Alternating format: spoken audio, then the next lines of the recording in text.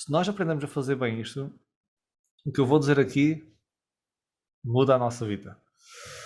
Estamos parados? Oh, Que é, isto faz ent- sentido.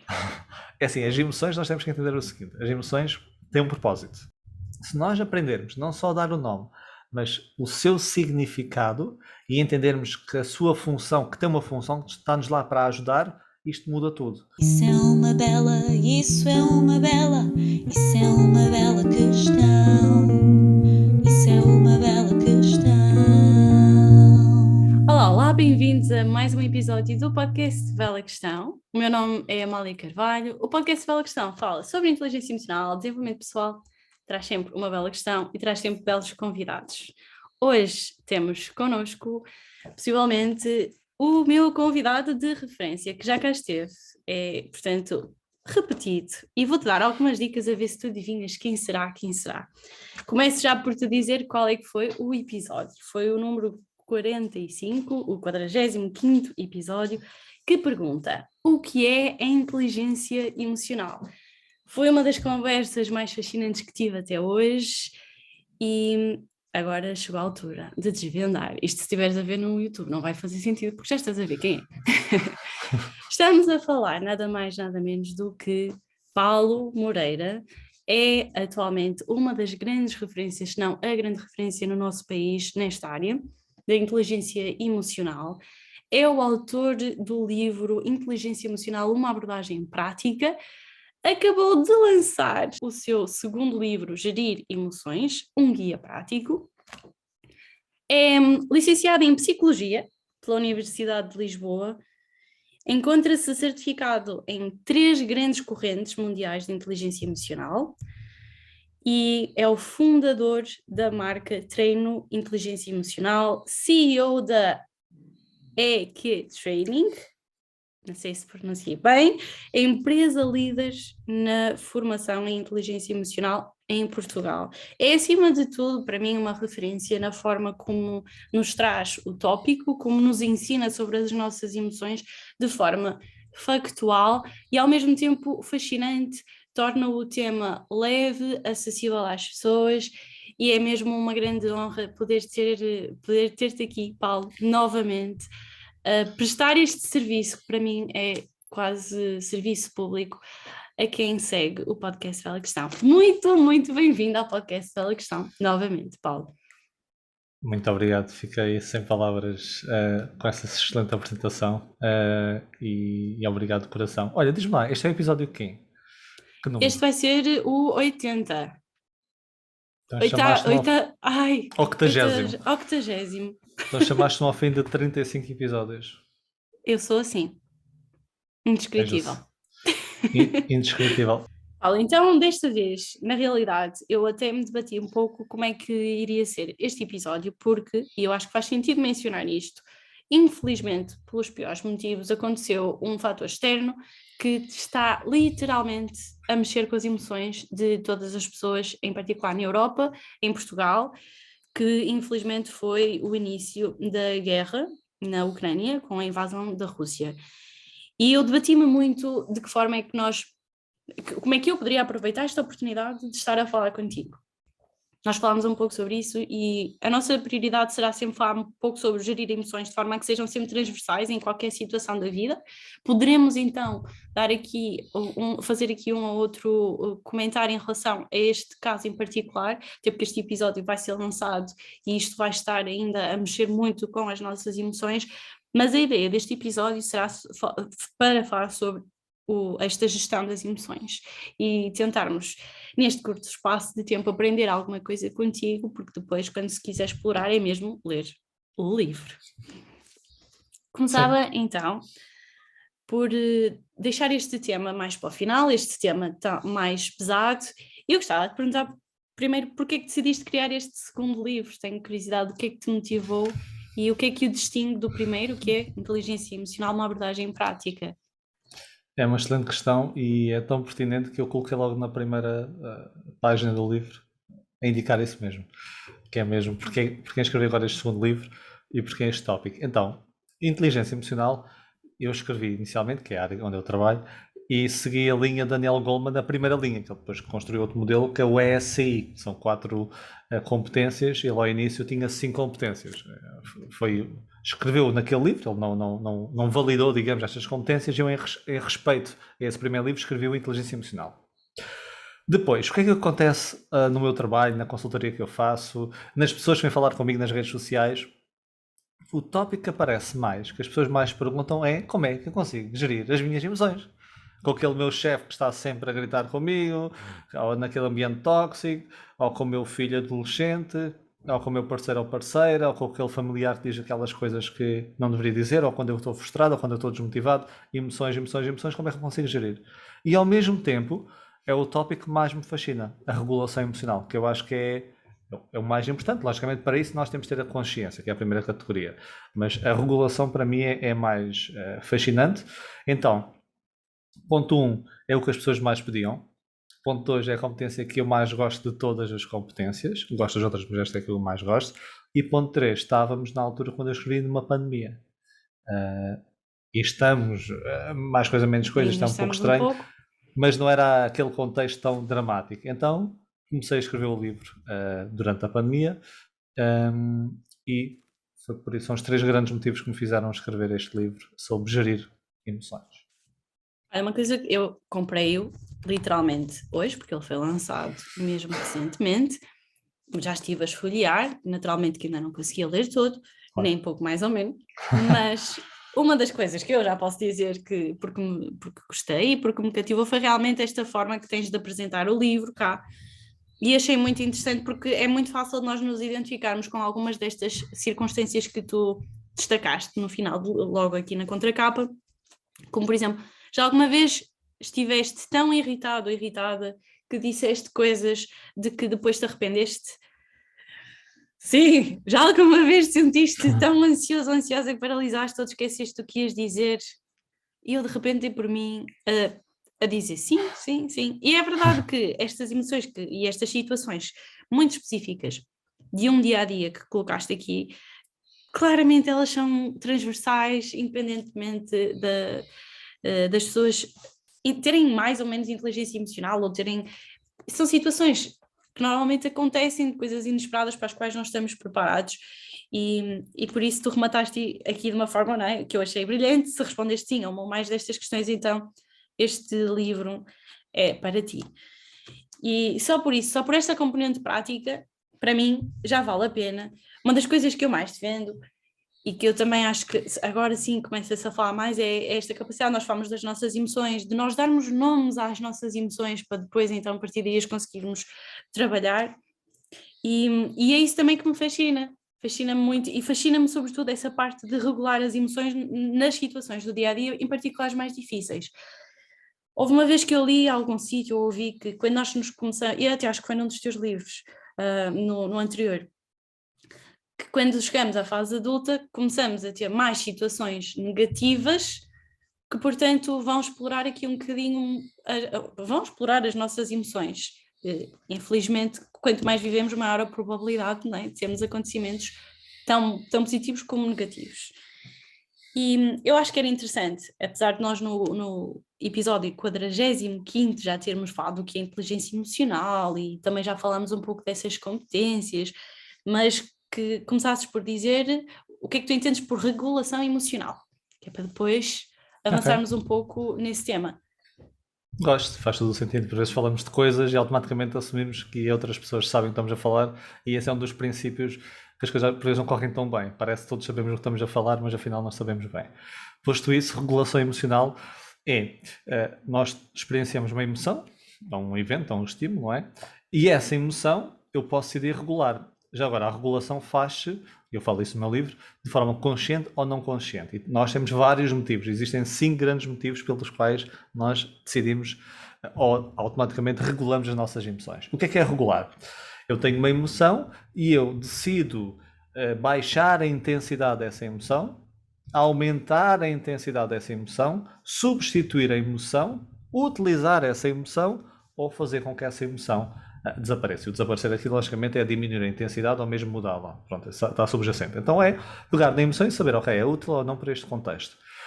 E se for útil eu utilizar, é regular também, é uma regulação, intensifica essa emoção, mantenho na emoção ou mesmo substitui a emoção. E é interessante porque, por vezes, quando se fala em regulação emocional, e logicamente os grandes exemplos que eu dou são sobre isso, que é onde nós nos revemos mais, mas muitas pessoas consideram que é apenas deixar de sentir emoções desagradáveis, não é? Mas não é É um apenas dos isso. mitos. Sim, não é É um dos apenas mitos isso. que tu desmistificaste no nosso episódio. Começaste mesmo por dizer isso. Quando eu te Sim. perguntei quais eram os grandes mitos. Por isso ainda não tenho curiosidade suficiente para ouvir o 45º episódio e agora já não há hipótese. Faz todo sentido e até me estava a vir aqui à cabeça quase como se fosse um painel que nós temos de revelação, que é retratado na realidade no filme Divertidamente, que é como se houvesse um painel de várias emoções e no fundo este trabalho que tu fazes é dar-nos acesso, sabemos mexer com esse painel. Gostei. Boa Gostaste? metáfora. Tiveste Gostei. bem, Amália. Acho que é interessante também teres mostrado que aqui a regulação emocional é muito mais do que ligar ou desligar uma emoção. Claramente é, e eu gostava que falasses assim muito por alto do que é mesmo o cérebro emocional, porque cada vez mais ouvimos falar de cérebro emocional, e tu fazes essa referência aqui no livro. Fala-se muito da diferença entre o cérebro racional e o cérebro emocional, e gostava que assim nos explicasses qual que é a tua forma de ver o cérebro emocional e porque que isso ajuda-nos, de alguma forma nos ajuda depois, se tivermos esse conhecimento de como é que é o cérebro emocional, como é que isso nos vai ajudar? Ok, cérebro emocional, eu falo aqui, é uma expressão que é utilizada, é mais quase uma metáfora, é uma forma simplista de falar sobre onde se localizam as nossas emoções, que não é, e eu falo isso no livro também, este capítulo que estás a dizer do cérebro emocional, que é o primeiro capítulo, que eu chamo Mundo das Emoções, também tenho aqui o livro como backup, para ver, escrevi, mas tenho que ir vendo onde é que estão as coisas.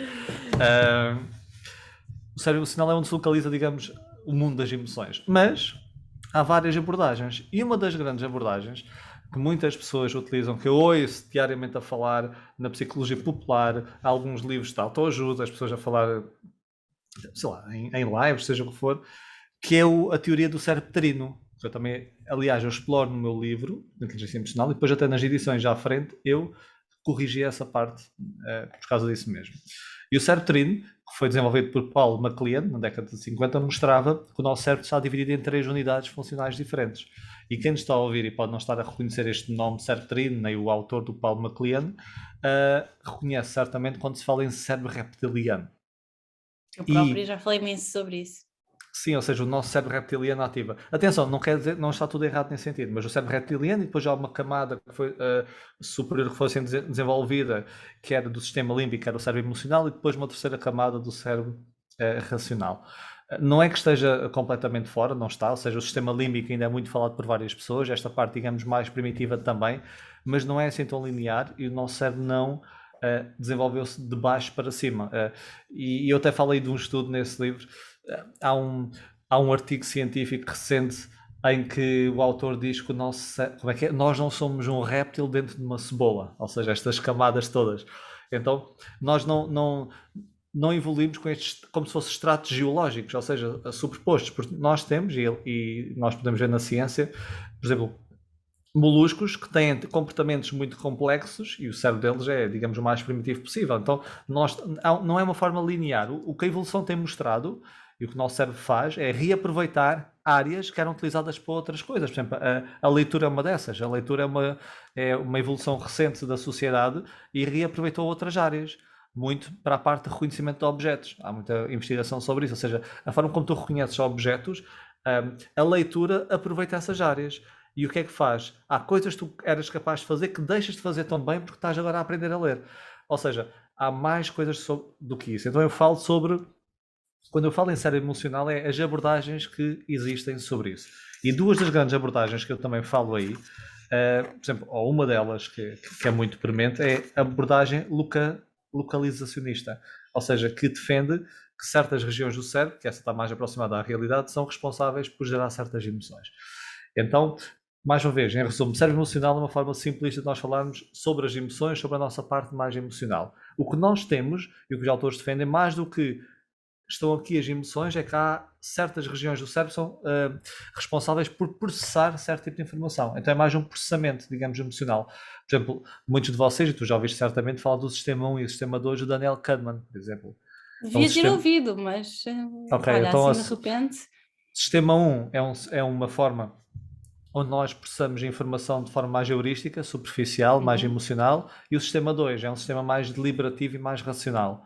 E a investigação recente mostra que, grande parte dos autores concorda, que quando nós recebemos uma informação,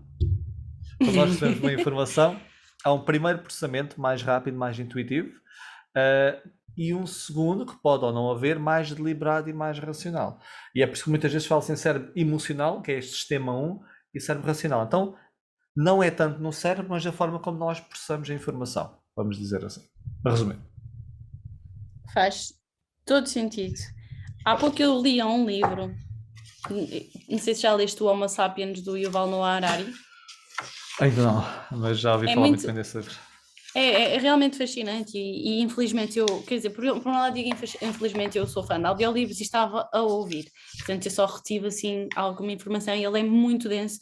Eu acho que é interessante ouvir, mas tem que se ler porque ele traz demasiada informação histórica. E ele começa o livro por falar mesmo na evolução humana, desde o primeiro momento em que o ser humano começou a ser humano, a espécie, e diz coisas fascinantes, não é? Que havia várias espécies humanas, que eram os Australopithecus, nós conhecemos algumas, e depois há uma que realmente foi a única que sobreviveu. Que é o Homo sapiens, ou seja, que é o Homo sapiens, que é onde nós pertencemos hoje. E uma das coisas que eu estava a ouvir e que eu achei mesmo fascinante foi depois a própria influência desse desenvolvimento, porque no fundo o do Homo sapiens desenvolveu-se de forma, o cérebro desenvolveu-se de forma dos outros, cresceu e realmente o tamanho de um animal não está correlacionado com o tamanho do cérebro, ao ponto de isso nos afetar hoje, por exemplo, no facto de nós sermos os animais pensantes, ou como se quiser dizer, que nascem mais cedo de todos. Porquê? Porque o cérebro é grande e se não se nascer aos 9 meses, nós ficássemos na barriga das nossas mães até realmente estarmos preparados para andar e correr por nós próprios, não conseguimos sair. Por causa também do nosso cérebro. Eu achei mesmo fascinante e achei sobretudo fascinante perceber a relação que a conexão teve para o desenvolvimento, ou seja, a conexão entre o ser humano enquanto espécie, eles conectarem-se uns com os outros, contribuiu para depois terem que desenvolver uma linguagem e pronto, e depois é o que nós estamos aqui hoje a falar. E realmente, uma das coisas que me fascina é perceber o funcionamento do cérebro, mas adorei o facto de teres dito que, atenção, isto não é só o cérebro. Efetivamente não é só o cérebro, porque nós não sentimos necessariamente as emoções na cabeça, nós sentimos-las por todo o corpo. E eu gostava que nos falasses um pouco de uma ferramenta que tu tens aqui, que é o mapa das emoções. E já que estamos aqui a falar do gerir emoções, e tu falas muito, não é, da necessidade de nós as identificarmos, aqui do mapa das emoções, ou como é que nós podemos mapear da melhor forma as nossas emoções, sabendo que elas não vêm só aqui do cérebro. De onde é que elas vêm? Eu falo em duas abordagens para identificar emoções, só para enquadrar.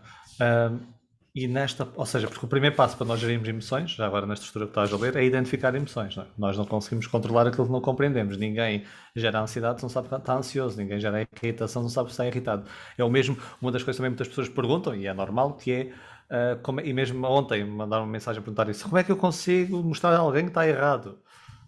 Para já, nós é que podemos ter esse pressuposto, ponto 1, mas assumindo que outra pessoa está errada, se ela não sabe que está errada, não vai mudar. Ou seja, temos que aprender a identificar emoções. É o primeiro ponto. Agora, como fazê-lo? As pessoas dizem, ok, já sei, se todos dizem, mas como é que eu faço? Ok, há várias formas e eu no livro falo de duas grandes formas, segundo duas abordagens diferentes. Porque quando nós falamos em emoções, há várias teorias, até há 3 grandes formas de olhar para as emoções. E esta, especificamente do mapa das emoções, é a abordagem das emoções categoriais, que as emoções são como categorias, que elas têm como se fosse uma assinatura fisiológica distinta das outras, ou seja, a forma como tu sentes medo no teu corpo, agora respondendo, não é só no cérebro, neste caso no teu corpo, é diferente da alegria, que é diferente da raiva, etc. Então, vamos aprender a identificar as emoções com base nesse padrão. E embora o padrão possa ser diferente, e é diferente para cada um de nós, ou seja, sim, na raiva o nosso ritmo cardíaco acelera e nós ficamos mais quentes, mas há pessoas que é mais o ritmo cardíaco, há pessoas que têm outros sinais que outros não têm, então há aqui padrões diferentes. Mas cada um de nós tem o seu padrão, é isso que interessa. Então qual é aqui o grande desafio que eu coloco aqui no livro do Mapa das Emoções? É aprendermos a identificar o nosso padrão fisiológico de cada emoção. Então imagina, TPC, a pessoa recorda-se de uma situação onde esteve irritada, okay? Uma situação para ela experienciar mesmo essa emoção no corpo, e depois tem um quadrozinho com vários pontos, não é? Ou seja, nos braços, a temperatura corporal, etc. E preenche, ou seja, como é que está a minha temperatura corporal, como é que está a minha respiração, e escreve. E tem o seu mapa das emoções. E porquê que isto é importante? Porque imagina, como é que nós sabemos, isto é uma pergunta para ti, como é que nós sabemos, como é que tu sabes quando estás irritada?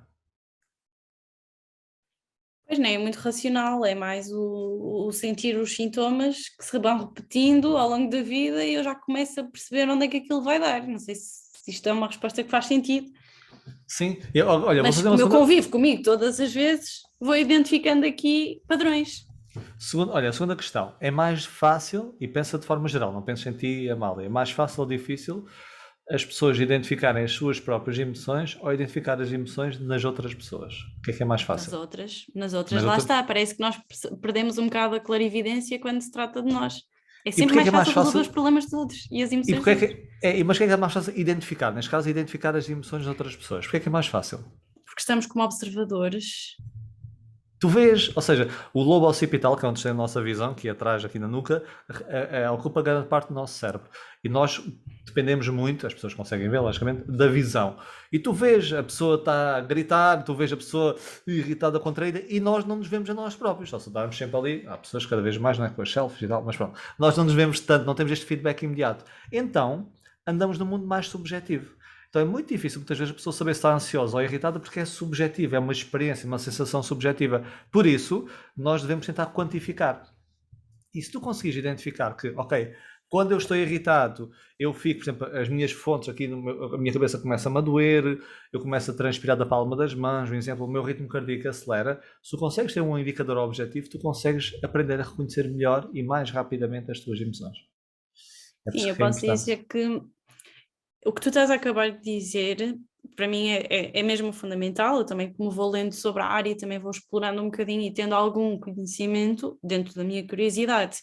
E, por exemplo, um dos motivos que me trouxe à inteligência emocional foi uma situação muito chata que me aconteceu, eu até penso que já partilhei contigo, de um choro que eu não estava a conseguir controlar. E depois eu ouvi, na altura, foi assim que eu conheci também o trabalho da Mel Robbins, ela falou-me de algo em que era, tu tinhas que realmente identificar esses sintomas, porque eles aparecem uns segundos antes, depois de já se perder o controle. E eu posso dizer que, claro que deixo para amanhã, não sei o que é que vai acontecer, mas que até agora, por ter também esta consciência e ter um pouco este trabalho, tem sido das coisas que mais me ajuda nas emoções que eu sei que tenho menos facilidade em controlar, ou que fico mais emocional, é o que mais me ajuda a gerir. Estou a dizer controlar e desligar, estou a dizer é um precursor. E tu disseste outro ponto importante, além de ser mais objetivo nós identificarmos, ok, eu se calhar estou a ficar irritado, porque não é tão subjetivo, é mais objetivo, é um precursor da emoção. Tu apanhas quase o início dela, o seu nascimento, e como tu dizes, tu consegues a partir daí gerir muito melhor. É isso mesmo. Sim. É por isso que é importante.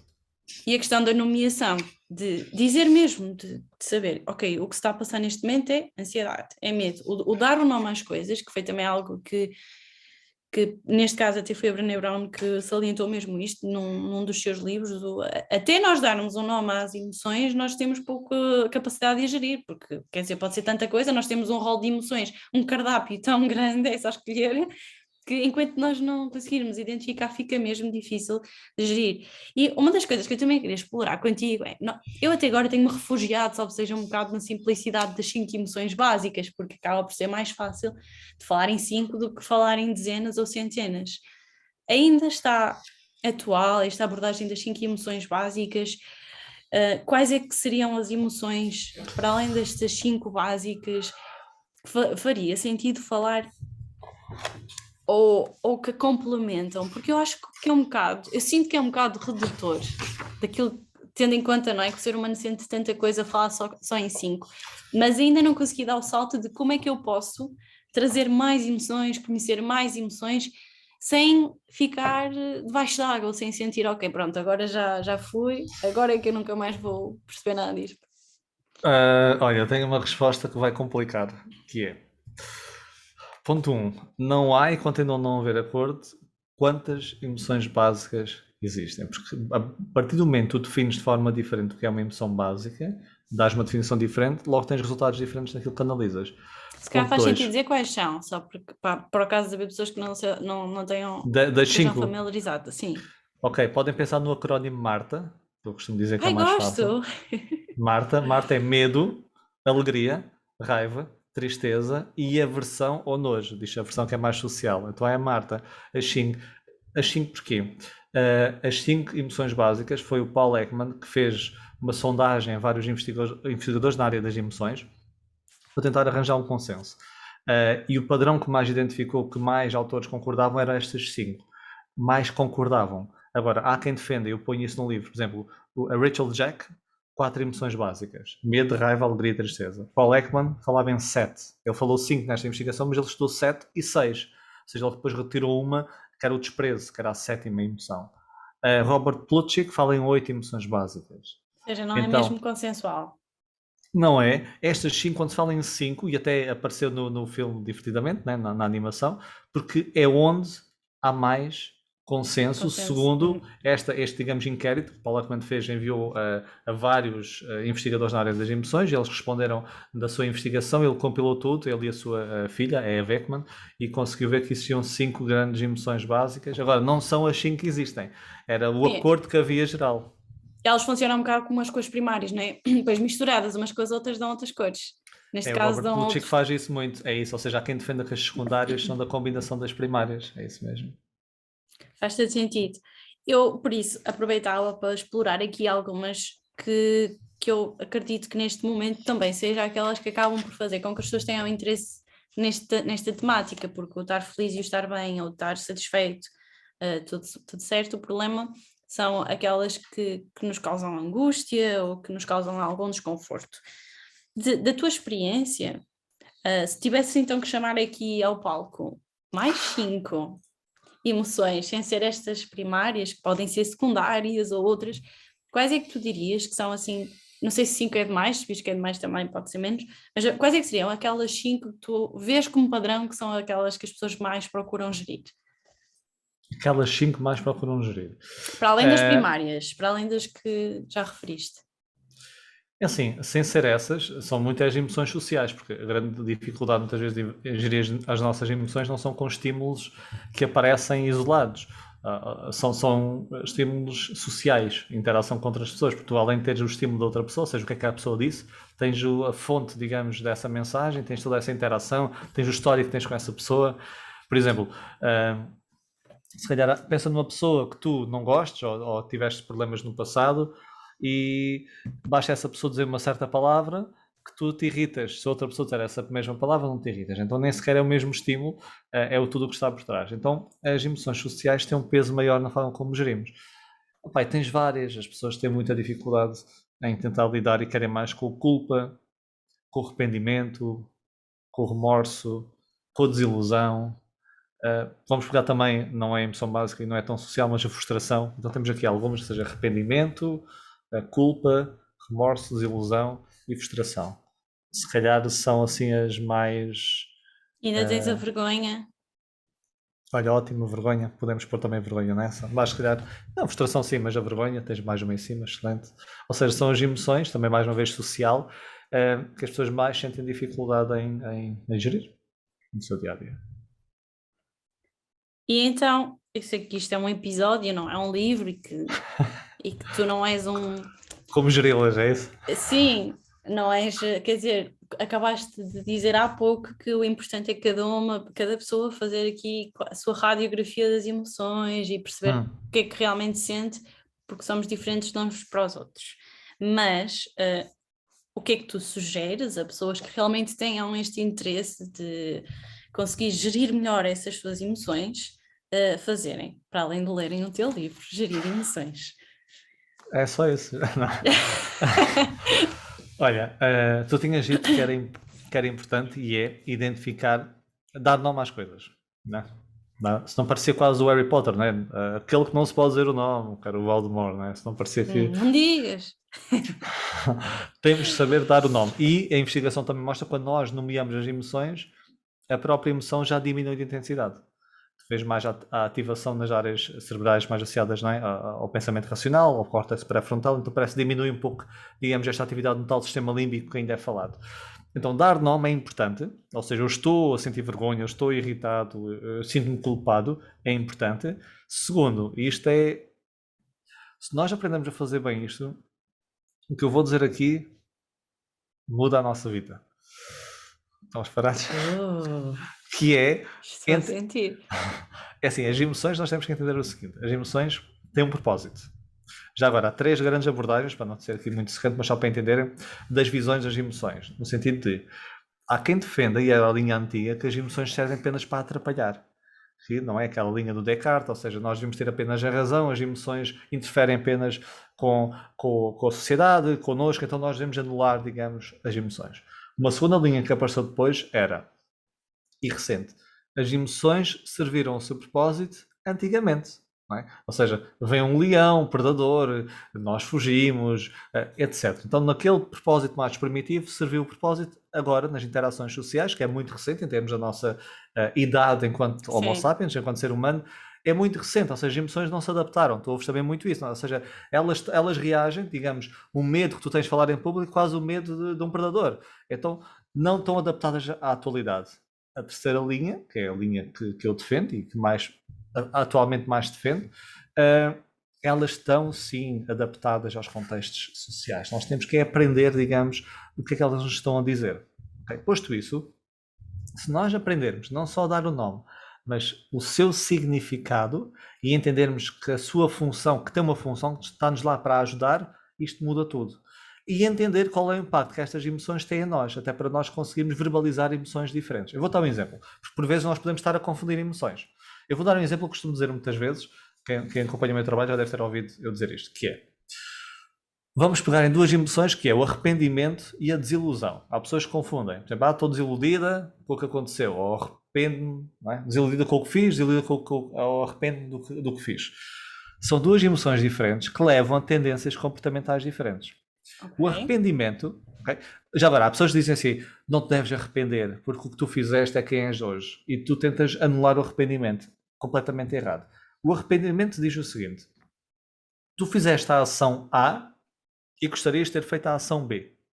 Okay? Então, tu fizeste uma coisa e gostarias de ter feito outra. A desilusão, ou seja, eram comportamentos diferentes. A desilusão é que tu gostarias de ter feito, imagina, o A mais e fizeste apenas o A. Não fizeste tanto como aquilo que gostarias de fazer. Okay? Estás desiludido, quase que criaste uma ilusão do que gostarias de ter feito e não conseguiste atingir essa ilusão. E o que é que a investigação mostra? Quando nós estamos arrependidos, temos mais tendência a retificar o nosso comportamento. Okay. Quando estamos desiludidos, temos mais tendência a não tentar investir mais esforço naquilo que foi feito. Isto é super determinante. E por vezes as pessoas confundem. E se tu aprenderes que, ok, o arrependimento está-me a dizer que eu fiz A e gostaria de ter feito B apenas, e porquê é que eu gostaria de ter feito B? Se calhar isto é importante para mim. Se calhar nos meus valores, não é? Isto vai mais a favor dos meus valores. Então aprender com isso. E a partir do momento que tu aprendes com o arrependimento, tu estás muito mais disposto a olhar para aquilo que aconteceu. Estás muito mais predisposto a tirar uma lição e a retificar o teu comportamento no futuro. Agora, se tu ouvires que não deves nunca te arrepender, não é? Tu não vais olhar para aquela situação que fizeste e tu não vais aprender tanto. Um exemplo mais... imagina, o teu namorado, não é? Vamos supor, tu disseste-lhe uma coisa e depois arrependeste e pensas, não me arrependo, não, eu não me arrependo de nada. As pessoas dizem, eu não me arrependo de nada. Sim. Se tu não te arrependes do que disseste, não vais olhar para aquilo que tu disseste, não vais tentar perceber como é que o magoaste, não vais perceber porque é que disseste aquilo e não vais aprender e melhorar. Então, se nós aprendemos que cada emoção tem a sua função e saber, isto é o ponto-chave, o que é que cada emoção significa, o que é que ela faz, muda tudo. Okay? Então, saber que a Ok, desilusão é uma coisa, que o arrependimento é outra, que a culpa é outra, que a vergonha é outra, saber o que é que a emoção me está a dizer. Tu consegues agora, nos próximos 2 minutos, conforme eu for dizendo uma emoção, tu consegues dizer de uma forma genérica a sua utilidade? Porque acho que isso era giro para as pessoas. Por exemplo, desilusão, qual é a utilidade? E tu dizes, depois eu passo para a seguinte. Podemos tentar Aceitas o fazer, sim. desafio? Sim. Então vamos lá, começamos já com a. Vamos começar com as mais fáceis. Raiva. Qual é a sua utilidade? Então a raiva dá-te a energia e a confiança necessária para conseguires ultrapassar aquele obstáculo que tu percepcionas, ou para repor a justiça, porque a raiva vem muito de um sentimento de injustiça. Então tu repões a justiça ou tu removes aquele obstáculo que está à tua frente. Pronto. E já agora, não tem tanto a ver com a emoção, tem sempre a ver com o comportamento que vem com a emoção. Porque podes remover o obstáculo à pancada ou a falar de forma assertiva, Sim, por exemplo. sim. Ou seja, a emoção tem uma utilidade, mas depois o comportamento que vem dela Excelente. é que vai confirmar essa utilidade ou desconfirmá-la, não é? Anulá-la. Correto. Ok, É isso. boa nota. Desprezo.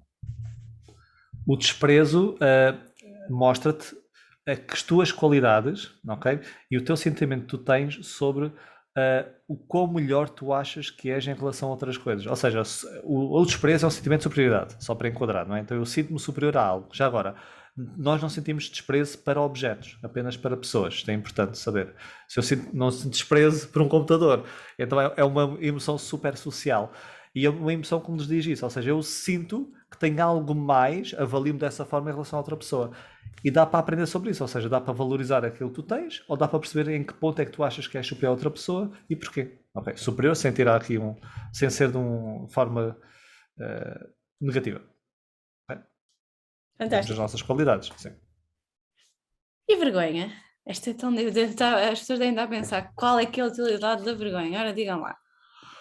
Então, a vergonha é uma emoção muitas vezes castradora, porque a vergonha, tu sentes que tu és uma pessoa, digamos, incorreta, tu és uma pessoa má, tu és uma pessoa que não merece. Ou seja, não tem a ver com o comportamento, a culpa tem a ver com o comportamento, a vergonha tem mais a ver contigo, ok? Então, tu quando te sentes envergonhada, Amália, tu sentes que tu não mereces aquilo que aconteceu, ok? Que tu és má pessoa, que tu Mas porquê que isso é não... útil? Hã? Isso é inútil. Não, é útil porque tu aprendes sobre ti própria, ok? E depois Ok. qual é a utilidade? Isto é que é importante.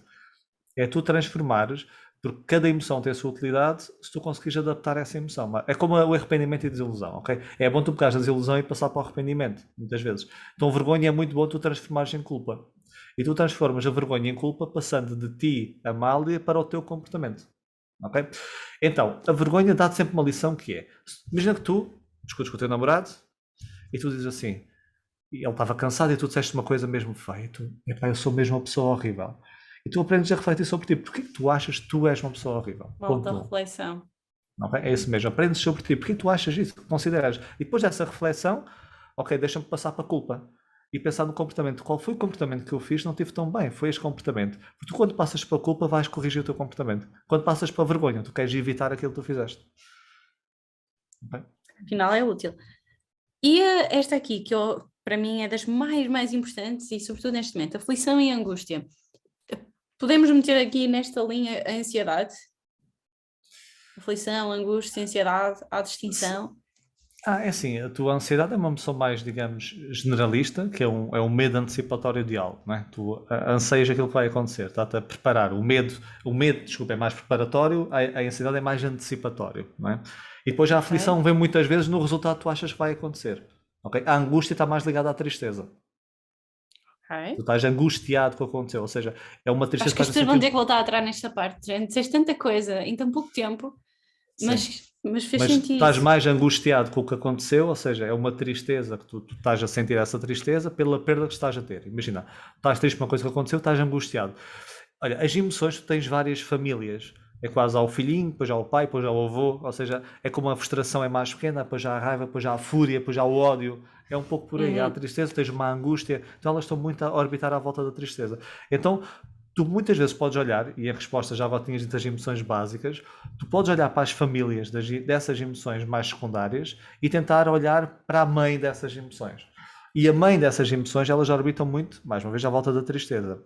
Então, qual é a lição da tristeza?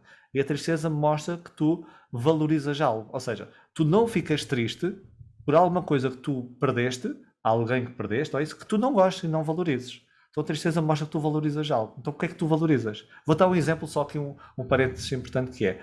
Muitas pessoas que se reformam acham sempre que quando eu reformar vou fazer isto e aquilo, etc. E depois ficam em casa, apáticas, e muitas entram mesmo no estado depressivo. Porquê? Porque nós temos várias identidades e essas pessoas têm a sua identidade profissional, muitas delas, e elas perdem essa identidade profissional. E é quase um luto que perderam aquela sua identidade profissional. As pessoas ficam tristes, ficam depressivas, ficam angustiadas. Então, mas porquê? Porque aquilo era importante para elas. Tanto que há pessoas que depois voltam a tentar estar ativas, a fazer coisas que faziam semelhantes, muitas vezes até para o bono, para, digamos, voltar àquela identidade profissional. Então, a angústia, a aflição, a tristeza mostra-te o que é realmente importante para ti na vida. Olha, fantástico. Adorei. Depois teríamos aqui mais, mas acho que não há nada como também explorar os livros, porque tem aqui informação em detalhe sobre isso. Agora, a última bela questão para rematar aqui esta questão do gerir emoções, e depois, se me permites, vou-te fazer aqui 3 perguntas que é da roleta bela questão, que é de resposta curta, ou seja, é mesmo para ser direta, mas, e esta aqui também é para ser direta. Qual é que é a tua emoção preferida? Da última vez perguntei-te para excluires. E agora? Pergunto-te para meteres aqui no palco. E eu lembro na altura, eu gostei tanto dessa porque até tinha dito que ia começar, lembras-te, a utilizar full caixa. Como é que é possível? Pensava mesmo. Foi mesmo. Ok. Qual é a minha emoção favorita? Não tenho. Eu olho para as emoções. Fácil. Não, mas a sério, imagina, eu ia não ser sincero dizendo uma. Eu olho um pouco, olha, como falaste divertidamente, tu quando aprendes um pouco sobre as emoções, que elas são tuas amigas, ok?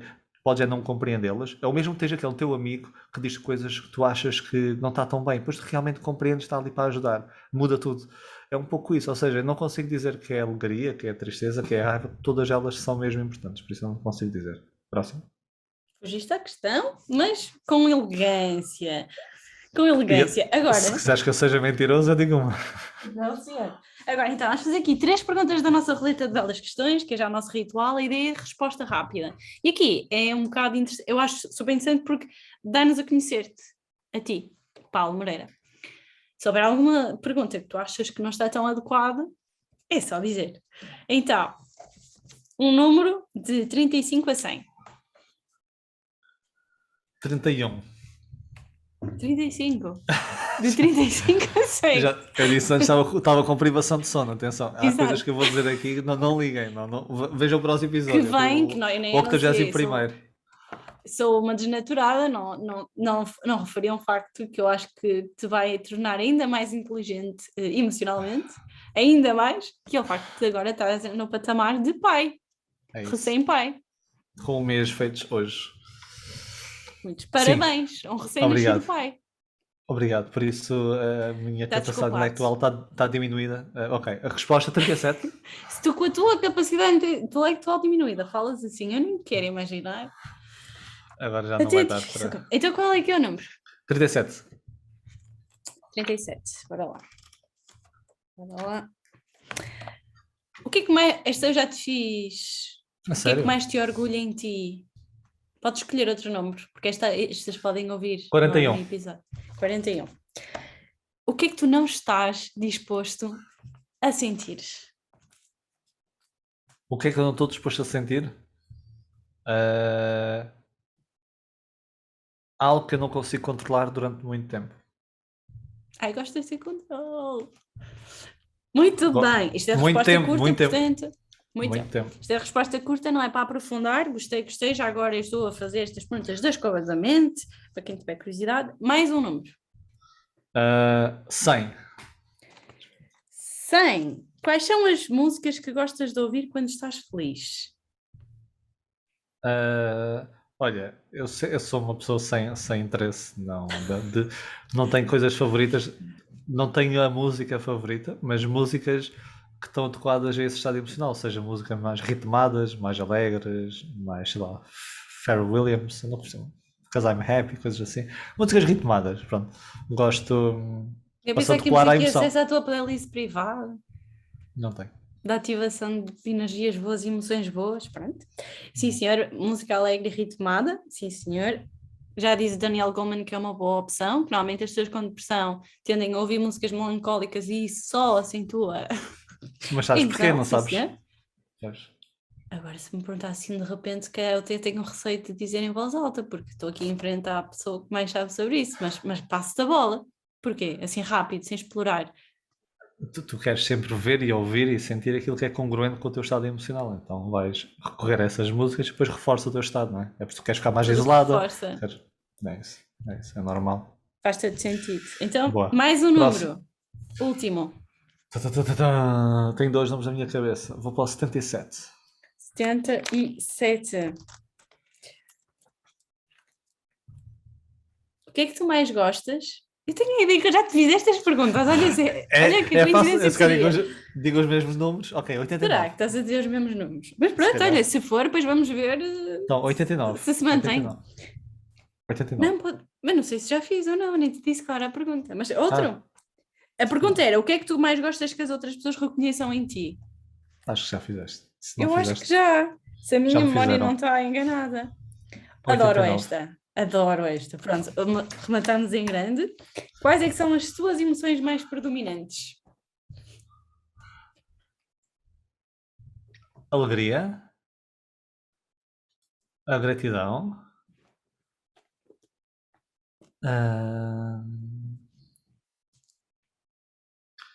Atualmente a frustração.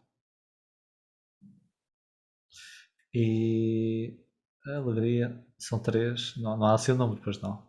Não.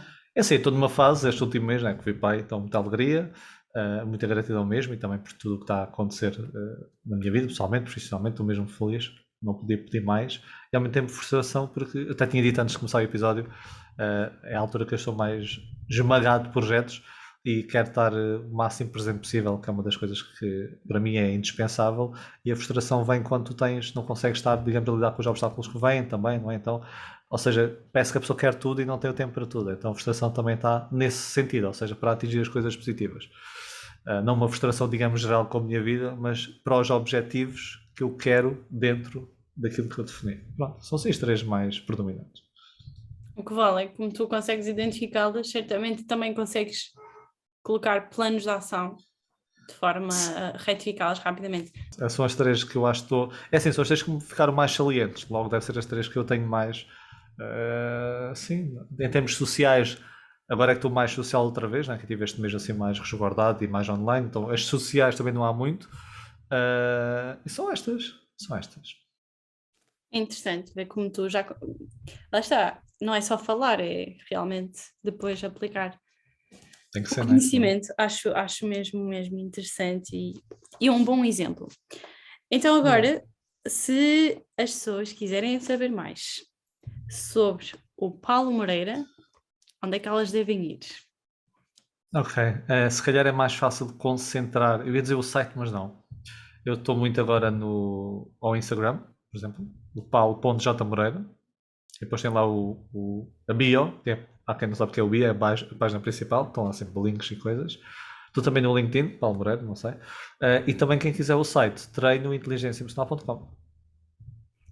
Okay? Eu vou deixar os links todos nas notas do episódio, dizer que o livro Gerir Emoções está à venda, está na FNAC. Não sei se é mais de livrarias, sem ser a FNAC. Montes delas. FNAC, Bertrand, Luque, Almedina e outras perto de si. Passamos a publicidade. E que faz parte de uma coleção, achei interessante que até o tamanho é igual, portanto ficam aqui mesmo em modo de coleção. Faz parte também da coleção do Inteligência. É quase o número de páginas também. Mas por não acaso, foi... reparei no pormenor, em termos de dimensão, mas há algum motivo Tem para menos isso? 12. Foi por meditado? Não, eu até escrevi num certo formato, depois o meu editor é que fez as paginações e isso e bateu certo. Não foi nada Fantástico. pensado. Fica a recomendação destes 2 livros em Portugal. Possivelmente ler primeiro o Inteligência Emocional e depois o Gerir Emoções, ou é indiferente? Depende do teu objetivo. Se quiseres, eu quero gerir emoções, preciso gerir as minhas emoções, gerir emoções.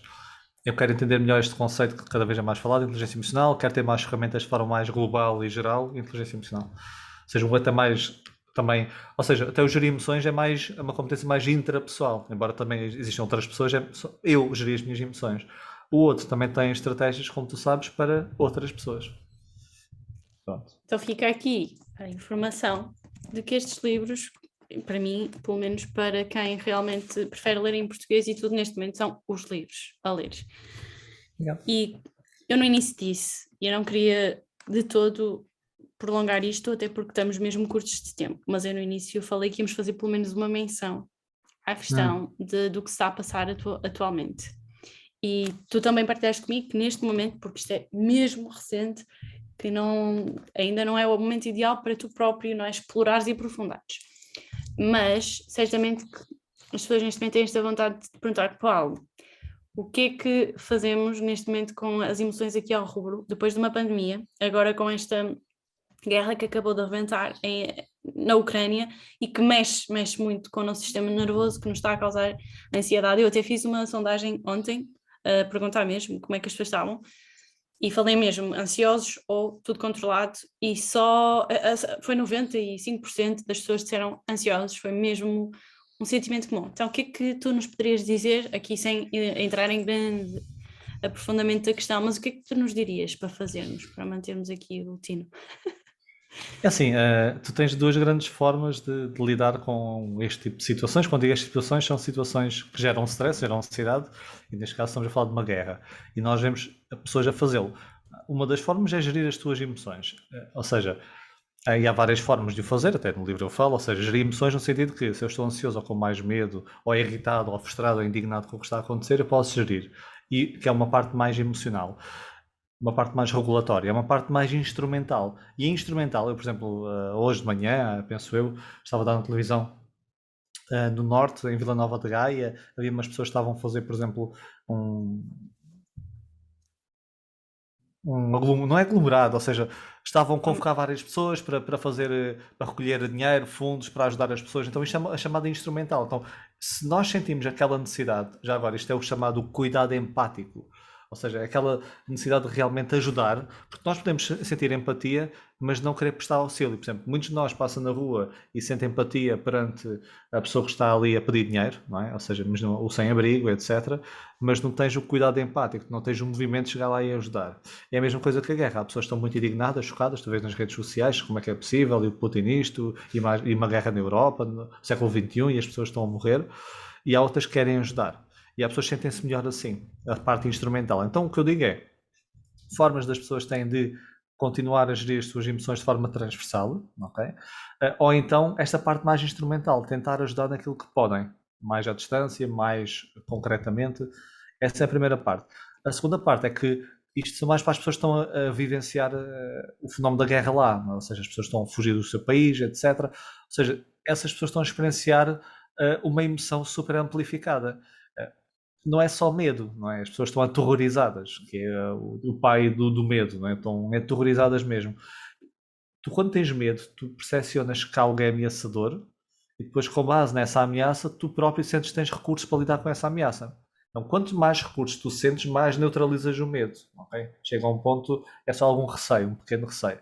Aquelas pessoas, a ameaça é tão exagerada, estamos a falar de uma guerra, ou seja, pessoas que podem perder a casa, podem perder a vida, não têm comida, não é? As coisas estão a fechar, tu tens uma coisa super amplificada e não tens recursos. Tu não consegues muitas fugir do país, os aeroportos estão, como nós sabemos, destruídos, já estão na posse muitas vezes dos russos. Então tu tens uma emoção super amplificada. Isto é aterrorizante, porque tu, quando estás aterrorizada, o mundo parece muito mais ameaçador.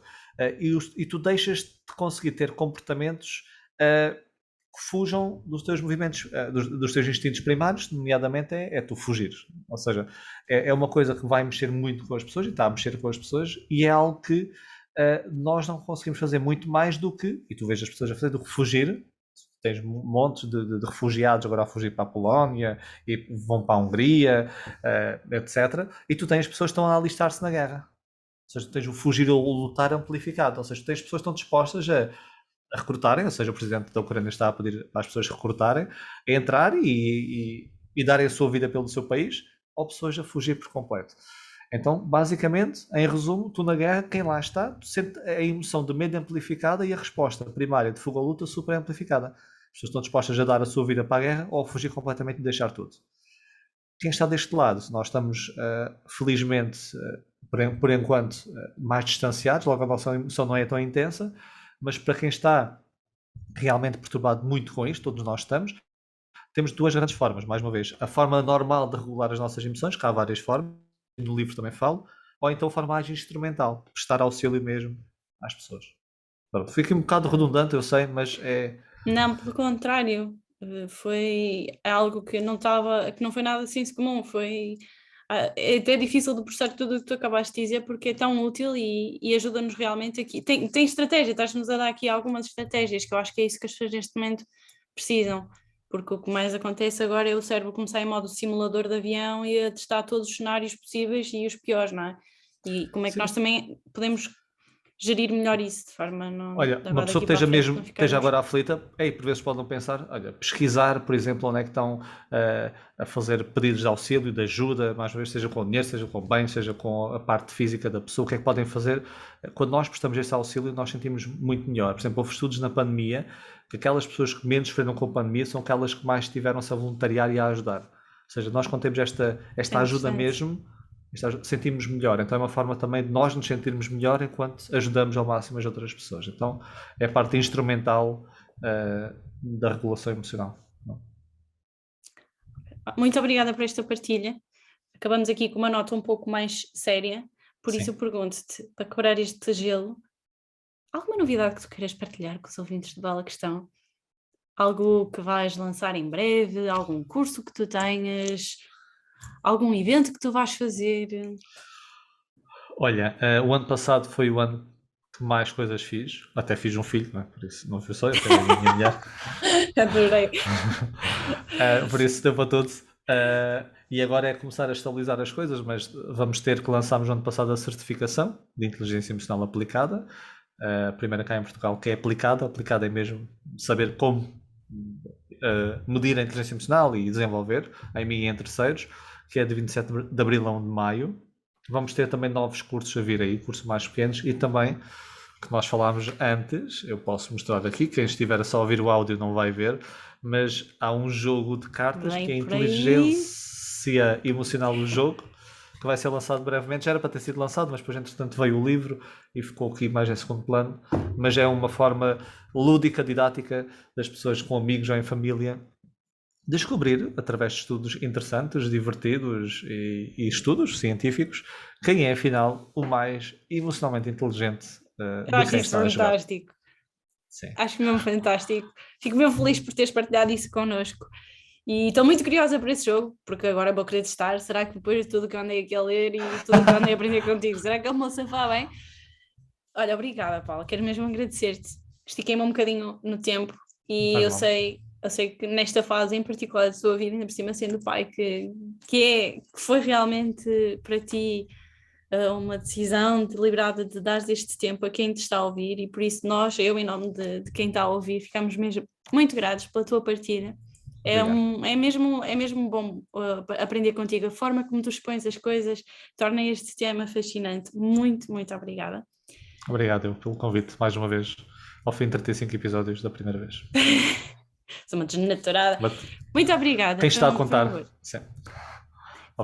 Foi mesmo um gosto muito grande, e obrigada a ti que nos estás a ouvir. Já sabes que peço sempre feedback, diz-nos o que achaste, faz-nos perguntas e faz um rating no Spotify e no iTunes do podcast, que é para este episódio e o podcast chegar a mais pessoas, e agradeço-te também a ti que estás aí, que apoias este projeto, e fica aqui agora a despedida habitual. Quanto a nós, já sabem, ouvimos-nos, vemo-nos, ou melhor, ouvimos-nos no próximo episódio. Obrigada e até breve. Sentido da vida, uma mente retorcida. Eu vou conseguir sim ou não escovar a tua mente, atitude inteligente. Tens tudo na tua mão. Sempre a divagar, onde é que eu vou parar? Isso é uma bela